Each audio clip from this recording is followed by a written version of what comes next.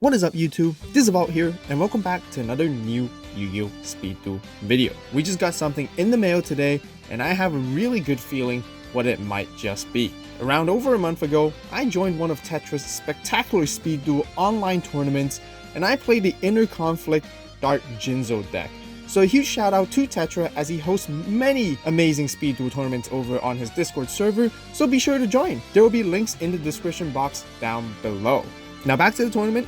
I managed to do extremely well, scoring myself a 7-0 undefeated for the entire tourney. I know many of you guys wanted to see the deck profile and the updated version, so here it is for all of you. I do apologize for the delay of this video as many of you guys were anticipating, but I really want to wait along for the mail of what we just got along together. Although this is very last format and we are all over already getting excited for the new Battle City format, you guys can still learn a lot about my competitive deck building, skills, and strategies, as well as my thought process from this video.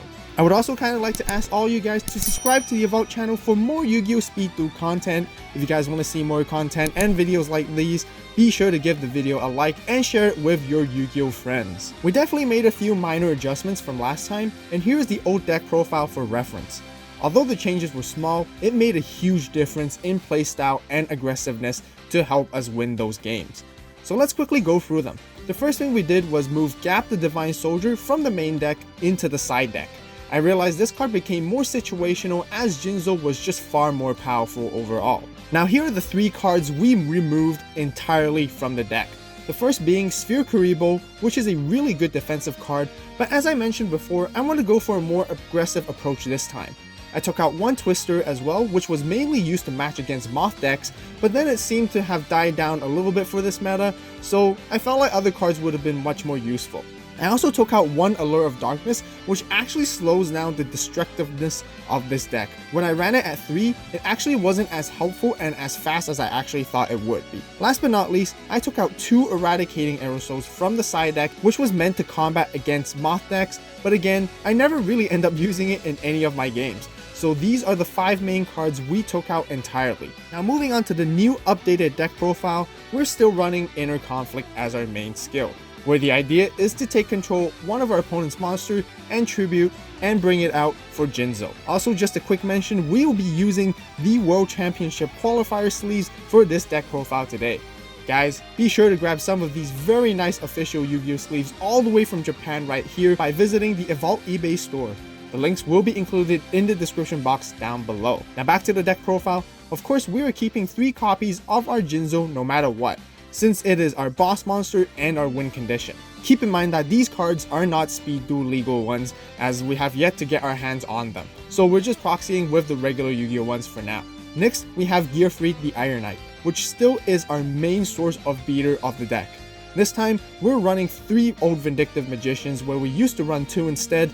This card has been extremely good with this deck, which really enables it to thrive when going first as well. Flip it up during your next turn, pop an opponent's monster, and tribute it to bring out Jinzo without having to utilize your Inner Conflict skill just yet. It is a combination of having a really strong defense right at the start, followed up with an incredible offense right afterwards. We also kept our 2 Newdorias as our secondary destruction type monster, 2 Sphere Kuribohs and 2 Allures, followed up by 3 Offerings to the Doom, which yet again, another very great destructive card for the current meta. We originally ran 2 and decided to bump it up to 3. Moving on to our back row removal cards, we have 2 Twisters and 2 Night Beams.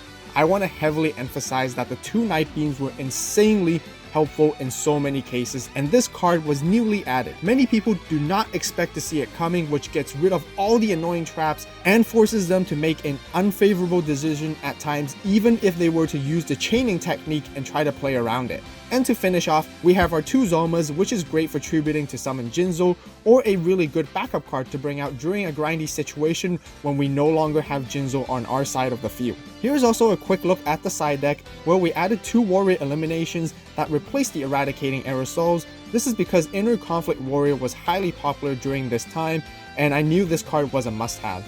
However, here's a quick fact, we actually never utilized the side deck that much throughout the entire tournament, as the main deck was already so strong and reliable just on its own.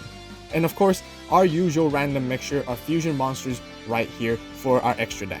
So that rounds off for the deck profile here, guys. Here's a full list just so you guys can see as for reference.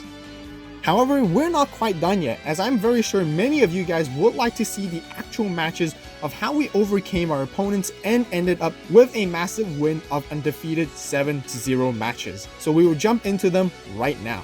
And just to let you guys know, I'll be going through them briefly, highlighting the more important plays and giving a general rundown, rather than going it all in detail like how I used to, because there's 7 matches that we want to go through. We first played 5 rounds of Swiss, and then headed into the top 4 for the finals. Our very first round was against another fellow Speed Duel Yu-Gi tuber, which is Rook, or Rook's Table.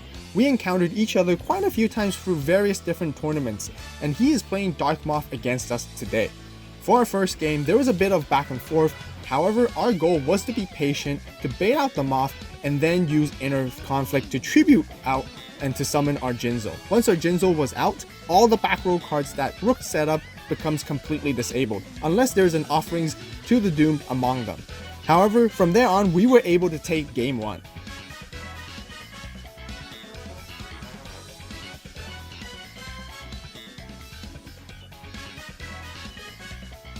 For game 2, we sided in Gap the Divine Soldier, where we were hoping for it to deal against any of our opponent's set monsters.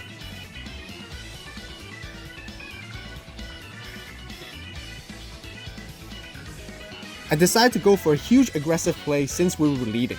I tributed our own monster to bring out Jinzo, only left to be sphered and parasited the next turn. We end up getting punished heavily for this, and the game got slightly grindier, which ended up with a Nightmare Wheel Burn lockdown. With this match tied, moving on to game 3.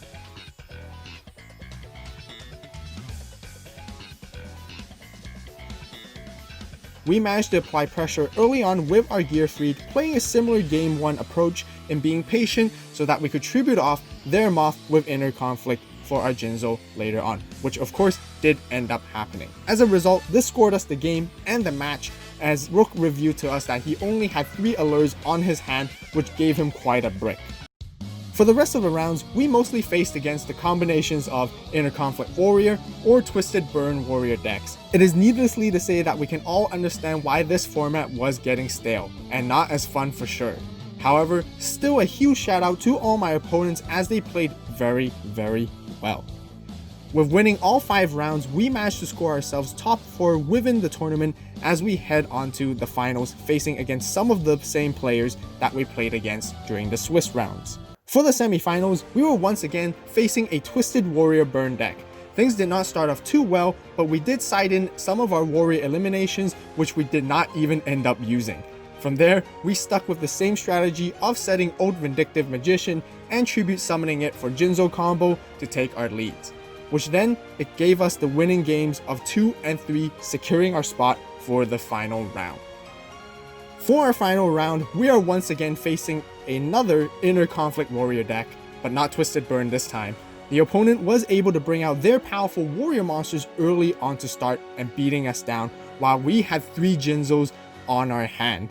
It is until we got our Allure of Darkness, we were ready to strike back with the fear of them not using their Inner Conflict skill just yet. We tried to play as aggressive as we could and quickly hoping to deal maximum damage before they do so.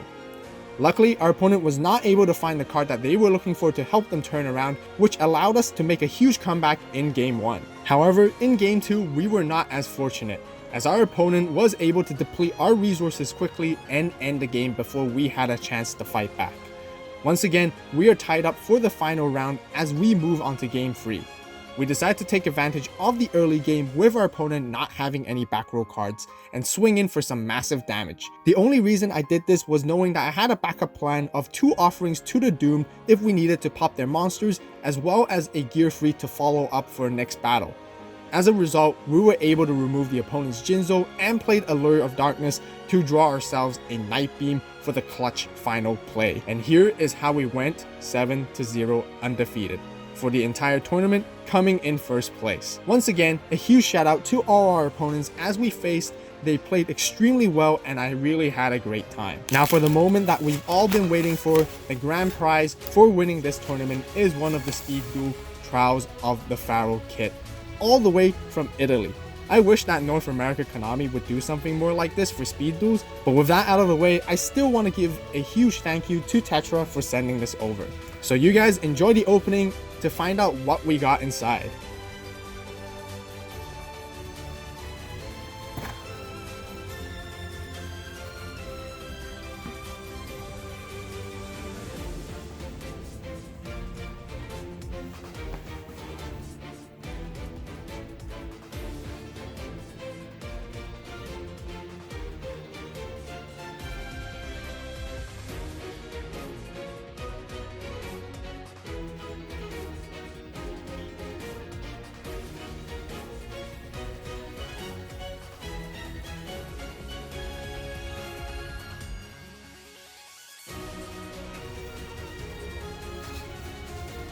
Now that rounds up for our video for today as we take a quick final look of our Speed Duel exclusive ultra rare Jinzo in Italian.